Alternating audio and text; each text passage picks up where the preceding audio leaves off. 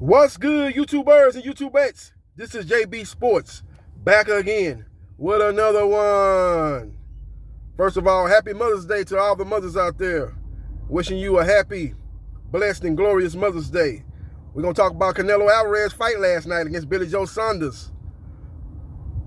Number one on a lot of boxing experts and boxing pundits, pound for pound list, Canelo Alvarez was able to collect another belt last night. Fight took place in Arlington, Texas, home of the Dallas Cowboys, America's team, aka Jerry's World, AT&T Stadium, in front of 73,000 fans in attendance, man. It was quite a scene there on TV, man. And I was at the Saunders Sports Bar, watched the fight last night, and you could feel the electricity even in that sports bar in anticipation for that fight last night. You ain't had that in a while in boxing, probably since Floyd Mayweather was fighting in this heyday, or Manny Pacquiao was fighting in this heyday, man. You had that electric atmosphere going into this fight, man. I kind of thought boxing might have lost that, man. It kind of fell off pretty much the last 10 to 15 years, actually, as far as being more of a niche sport right now. It's not as popular, obviously, as the NFL or college football or the NBA or the Major League Baseball. But for them to pack 73,000 fans and let you know that boxing is still a big-time sport. And it was a good matchup last night. We're going to talk about the fight. We're going to talk about what's next for Canelo Alvarez. As far as, let's get this out the way. A lot of people on the internet, a lot of people doing interviews, even boxers. That's what's so surprising about this. Boxers, they saying that Billy Joe Saunders quit in that fight. They call him Billy Joe, a.k.a. Billy Ho, and all this old type of weird shit. And it's kind of crazy because you don't play with your vision, number one. You don't play with your vision. You know, anytime you can save your eye, you save your eye. And if it does get revealed later on after he gets his test done at the hospital that he did have a broken orbital bone, people need to have the same energy. They was talking about he was quitting. Keep that same energy. Keep that same energy in my Michael Irvin voice. Keep that same energy that you were saying that he's a quitter and Billy Ho this and Billy Ho that, this, that, and the third. Talking about Billy Ho ain't got no heart. He ain't no dog and all that old weird shit y'all saying on there. Boxers saying this stuff too. That's what's crazy about it. Y'all need to have that same energy and say, okay, man, the man had a broken orbital bone. You know, his eye was at risk. You know, live to fight another day, basically. You know, that man's got kids. He got a lot of people that he got to take care of. And you want that man to put his vision on the line in a fight that he wasn't going to win anyway. The fight was going the other way. I thought he actually won one round out of the first 7 rounds. You know, I know the zone commentators, they had to fight much closer. I think they had to fight like 3-3 or something, even 4-2 or something like that. That was crazy. You know, you could have made a case that he won a couple of those other rounds, like round 5 and 6. You could have made a strong case that Billy Joe was getting into a rhythm. But the problem I had was the punches he was throwing wasn't no bad intention behind them punches. They were pitter-pat punches. He was hitting them with the jab. He wasn't even really committing to that jab. He wasn't throwing no jab like an Errol Spence jab. Errol Spence jab was like a jackhammer. Throw his jab with mean intention. He wasn't throwing no jab. He was flipping that jab out there, and he was hitting them with a lot of pitter-pat punches, even in the rounds that people maybe thought he won. But even in those rounds, Canelo Alvarez was doing more damage, man. He was hitting them with vicious shots to the body. Every time he hit Billy Joe Saunders, he moved Billy Joe Saunders with those body shots. And you could tell right off the bat that the power difference was a big gap between those two fighters. Canelo Alvarez is a much harder puncher than Canelo Alvarez. And I thought early on, the first round maybe could have went either way, but I thought Canelo won that round because he just was more busier. He was throwing the more meaningful punches in that round. And he was able to basically close the gap like he always do. He don't do it in a bold way. He don't just rush out there and get on top of you like Mike Tyson and just bum rush you and get you up out of there. He just comes in there and he'll see what you're working with early on, and he'll slowly but surely close that distance.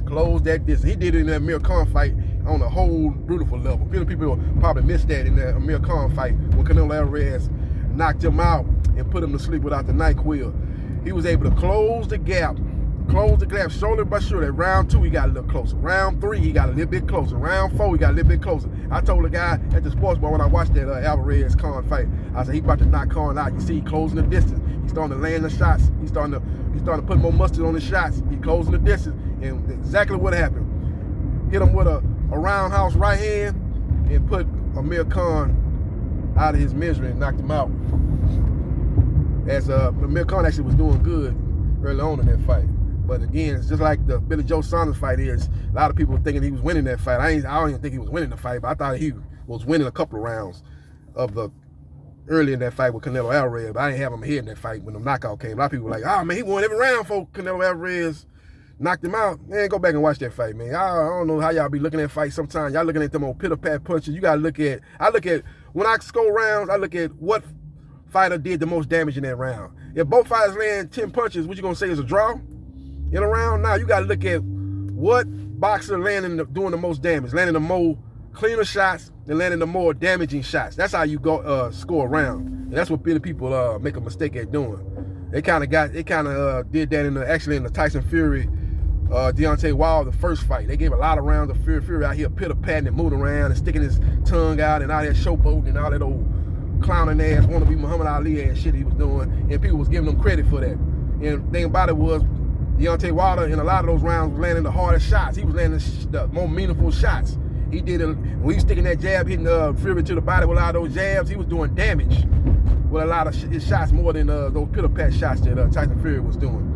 That's neither here nor there. I'm kind of going off on a tangent about fights of the past, but as far as the fight goes, last night at AT&T Stadium, Billy Joe Saunders was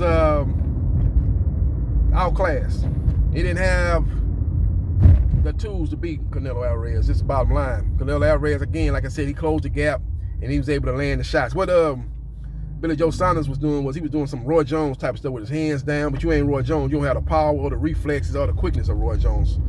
You know, you got good footwork, but you don't have that athleticism of Roy Jones Jr. to be trying there. But he was doing that, and then he was flicking out the little jab. He was having his moments. He was hitting them with some good straight left hands, and he was hitting them with some good right hands too at times. So he was landing some shots on Canelo, but it was just Canelo Alvarez was landing the more damaging punches throughout that fight.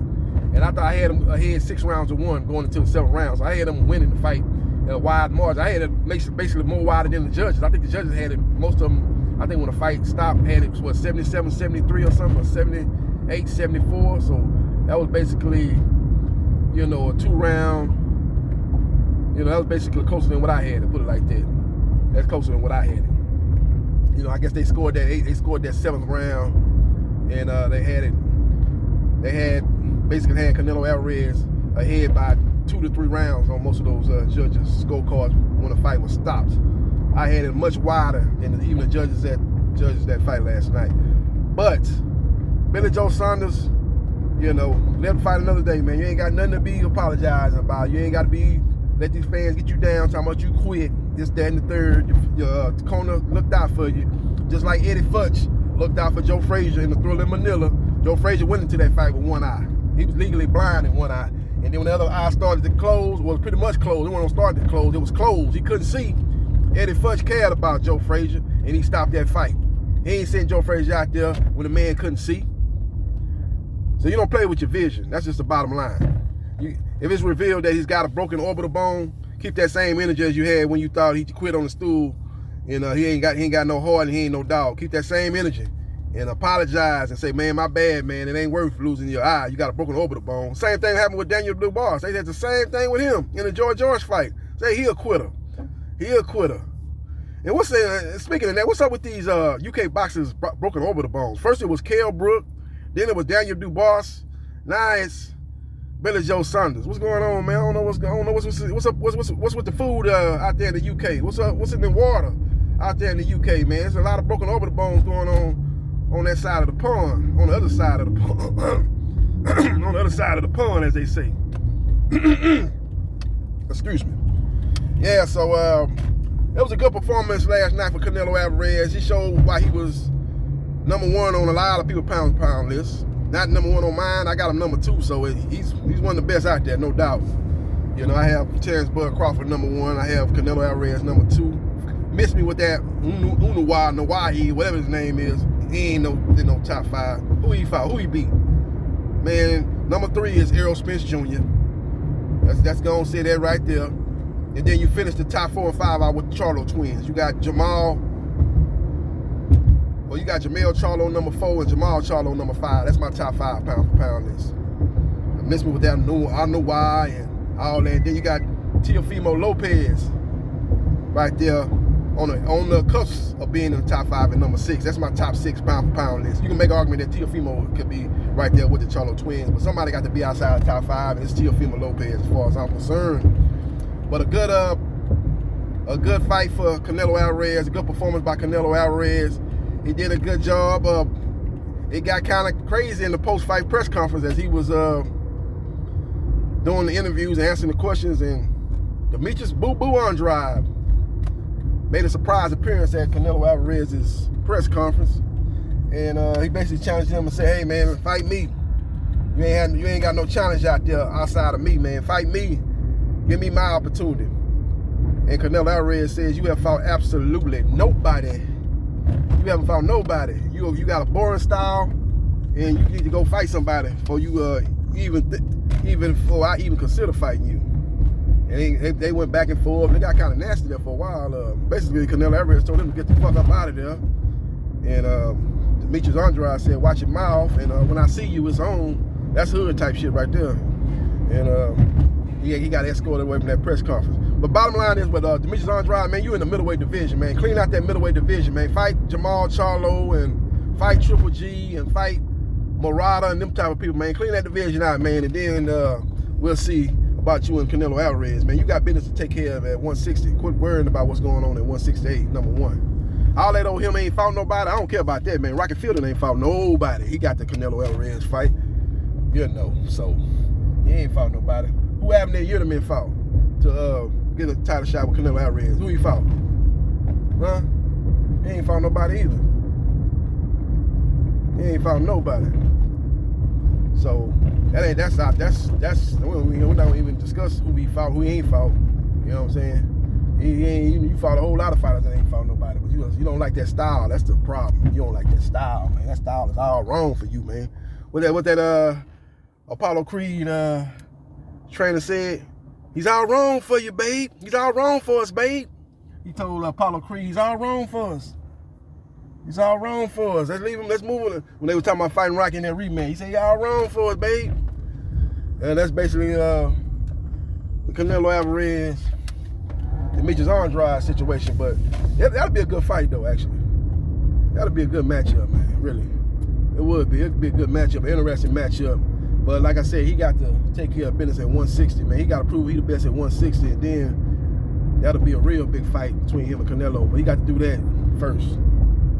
As far as Canelo Alvarez's next fight coming up in September, Eddie Hearn is doing Eddie Hearn type of things. In the post-fight interview, he was basically saying, "Look, you know, Caleb Plant should be next, but look, you know, he talking like he really don't want to fight, and we ain't finna play around with him." Basically, what Eddie Hearn said, he gonna have to take what we give him, or we gonna move on. That's basically what he was saying. I'm paraphrasing, but that's basically what he was saying. He doing that same stuff to Caleb Plant he did to Deontay Wilder. Want to offer him chump change, because you know you don't really want your fighter to fight him. You offer him chump change, $12.5 million flat fee for the biggest fight in the heavyweight division at that time. You got for undisputed, and you offer that man $12.5 million flat fee. You didn't offer that to Joseph Parker when you fought him, man.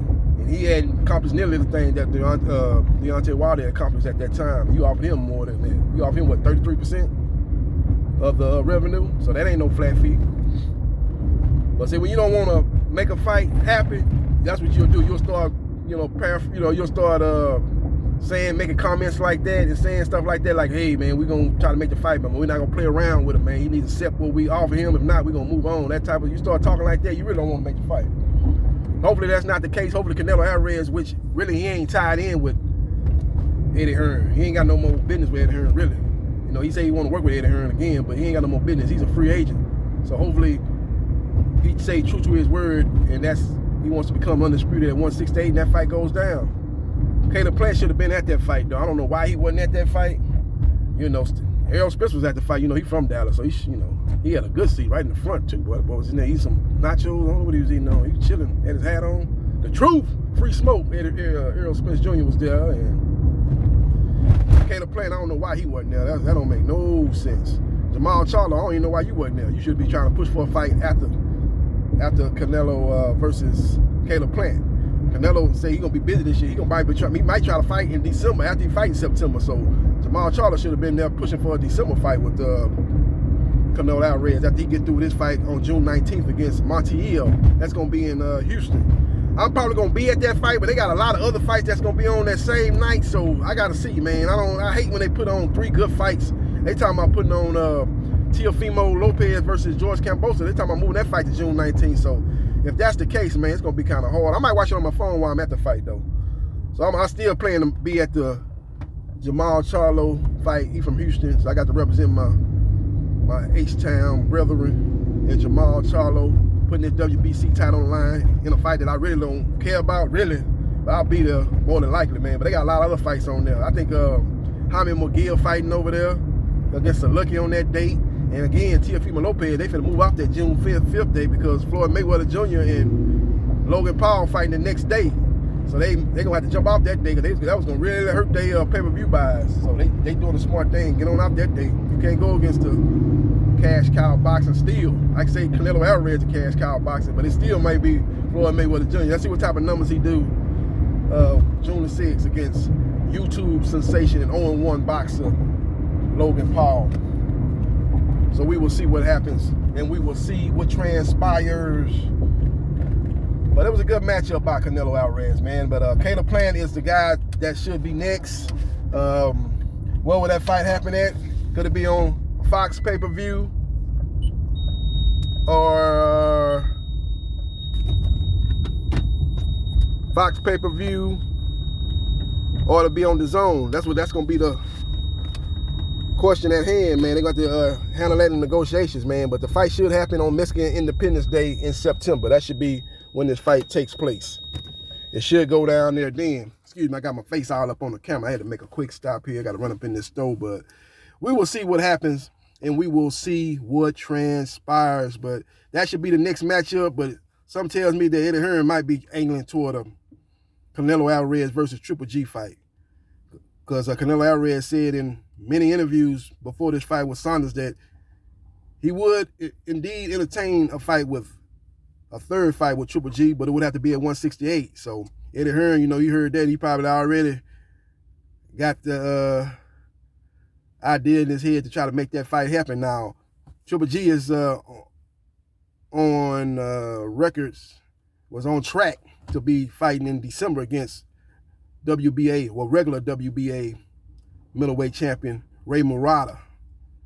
He's supposed to be on there to fight Ryan Murata. My bad, I ain't Ryan Murata. I know his last name Murata. He's the regular WBA middleweight champion. They supposed to be fighting on New Year's Eve, I think, up in Japan.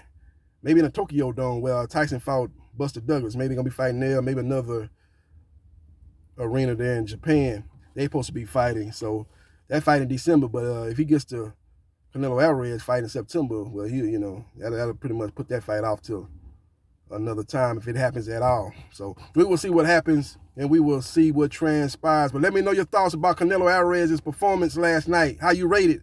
I thought it was a good performance. I thought it was an A performance against a very quality champion in the super middleweight division. A guy that's very tricky, a guy that's very awkward, a guy that's very crafty, but a guy that just didn't have the power to hold off Canelo Alvarez, a guy that just didn't have to have the hand speed, and a guy that just made a lot of basically bad mistakes getting low doing that Roy Jones stuff. And Canelo Alvarez did a good job of what I think his trainer Eddie Reynoso teaches all his fight. They do a good job of disguising their left hook. You don't know if it's going to the body or it's going to the head. He does a good job, and he got Billy Joe Saunders to duck, thinking it was going to be a headshot, and he caught him right there. He caught him in no man's land, caught him right there in that eye, and possibly broken his orbital bone. And after that, he quit on his stool. In a lot of people's eyes, he quit. And I think in my eyes that his corner did the right thing, and they waved that white flag, and they stopped that fighting so they can live to fight another day and make another pay. So we will see what happens and we will see what transpires. Hit the like button if you like the content of this video and subscribe to JB Sports, the man, the myth, the legend. Holla.